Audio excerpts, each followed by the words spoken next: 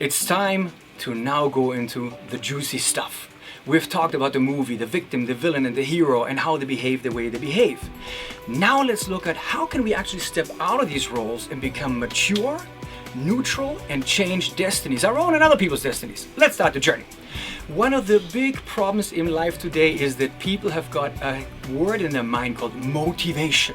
Motivate yourself, your life will change, and there is the 7 habits and the 30 secrets and the 5 keys too. These books are there to be sold to you, and you're gonna look desperately for the solution, and these books kind of make sense, but they don't really give you the actual key to changing yourself and other people. It's not as hard as we believe it is.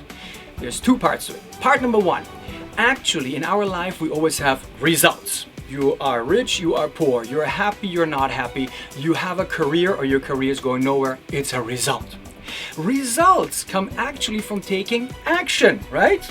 Monday morning, you're not gonna go to work. I'm not gonna take action. Well, you still take an action. That means you're not at your work for 1 week in a row, and you're still gonna get fired because they don't see you. So people can take action Monday morning, going to the job, going, yay, I get to go to my company, which we all hope should happen. Or you go and say, Monday morning, what to do? Gotta make a living, and you go to work. So the bosses, when they see their people come in and they hope every Monday, but they actually see Monday morning, they go, my people do not look motivated. So the quality of our results comes from the quality of our actions. We're totally engaged. We're going, it's Monday, for example, and that comes from the word motivation. Are you motivated or not? Now, the difference between a manager and a leader of people in the job or otherwise is to understand this. The manager says, my people are not motivated. Tell you what, let's go to Langkawi and have a motivation session, right? A team building, a motivational team building. Good. So they all go to Langkawi, and we all know what is the correct behavior. We all have to be happy. We all throw the ball. We all pull the rope, and then ta-da, we take that funny picture at the end, and then we're motivated. Well, we're not motivated because you know what we've done? The first thing is free food, some good music, some silly games, and more importantly, 2 days of no work. That's where we're sort of happy, right? So what happens is Friday afternoon, Friday evening, the boss sees everybody smiling and they took the nice picture for the company, so we remember it forever. And then Monday morning comes and surprise, surprise, people look like that again. Why is that not surprising? Because motivation doesn't work. It's like a cup of coffee. You drink it, you feel a little bit excited, and then it wears off really fast. So what's missing? Let's put it to you this way. Pretend all of you are insurance salespeople. And the truth is that many people don't like insurance salespeople. So you go out and sell insurance, knock, knock.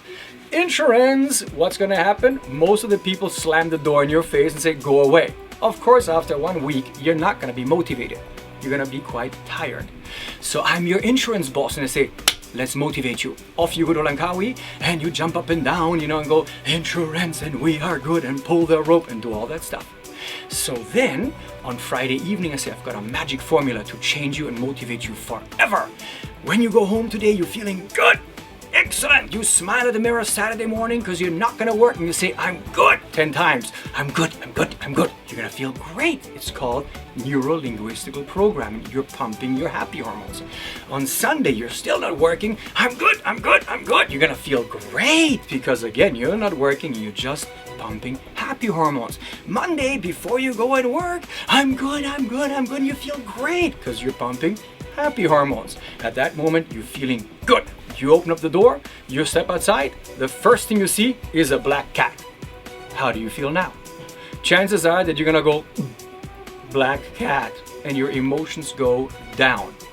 Because black cat is bad luck, isn't it? So some of the people will not feel that great. And instead of going, hello, insurance, they will go, you wanna buy some insurance? Sales go up or down? They go down. The person comes back depressed and says, my sales are down. I'm not a bad person. And who will they blame? The cat. Of course it's the cat's fault.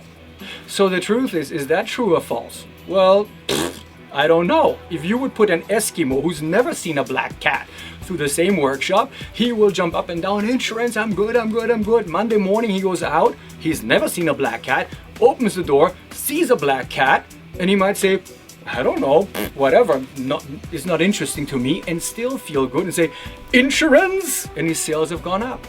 Or maybe because Eskimos are hunters, he will say, black edible animal, how lucky am I? And he eats the cat and goes, today is a great day, and he's still motivated. What's the difference between us and the Eskimo? Very simple. We have a set of belief systems, result, action, motivation, belief that teaches us that cats are black luck. So hence we see the black cat, we have a reaction that will make us act accordingly. The key to changing ourselves, everything we say, think, and do, is to actually look at our belief systems.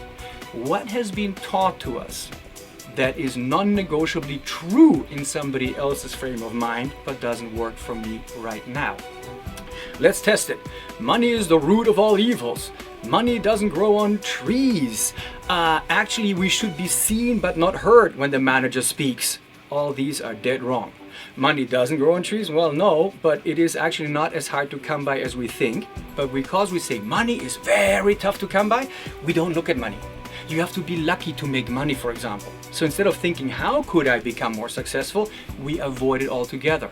Interesting so far? By saying, boss is here, let's be polite and respectful and please avoid the boss. All the boss sees is somebody who's not communicating. Maybe that person is stupid, I don't know. So at this point in time, that belief system has shut you off, has shut you down. You're not even in the game.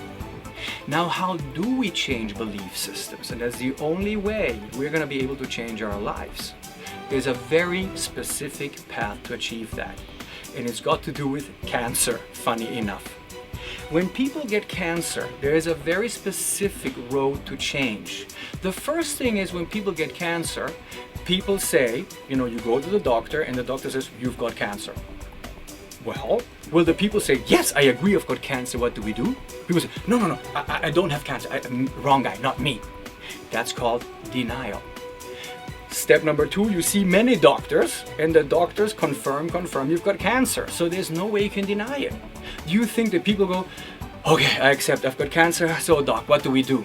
Wouldn't that be wonderful? No, people then get angry and say, why me? I don't even smoke. This guy smokes, I'm a nice person.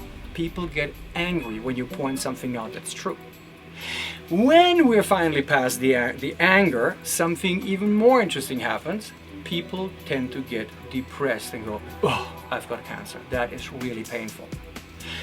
Then you have a choice, get stuck in the depression, because then you realize it's not that good. It's really not that good where you're at with your life or with your health. And when you accept that, and that is the breakthrough, people now have the choice to take action. So the best thing you can do for yourself is go out and talk to your friends and tell them, please do not be polite with me. I want you to be as honest as you can be with me. Tell me, as a friend, what are my strengths, what are my weaknesses? And the best thing to start with is your husband or your wife, because sometimes spouses tell each other the truth and they go, no, honey, you're hurting me, don't go there. And spouses will say, are you for real? And you say, yes, do that, and I will not contradict anything you say. And as they speak to you and tell you exactly what they see, because they're supporting you, you will realize denial, anger, depression, all of this will happen. And you go, no, whoa, let me really listen and take notes. Is this how I behave? Really? Wow, I didn't know. And just observe the emotions in you. If you have a strong feeling of denial, a strong feeling of anger, guess what? What they're telling you is actually the truth. Otherwise, you wouldn't be reacting to it. Write everything down they tell you, look at it, and start actually accepting that this might be the truth. And then you go and just realize, why did I start behaving like that? What was I educated to say and do? And you can decide to drop certain things. The first rule of the game in changing your behavior and changing your belief systems is ask people you trust for honest feedback. Take it all down, look at the list and say, wow, if that is actually true, what belief systems have driven me to behave like that? And that will allow you to change certain behaviors and beliefs. When it happens again, you will react differently. And we'll talk about this in the next session, how to do that specifically. Thank you for joining.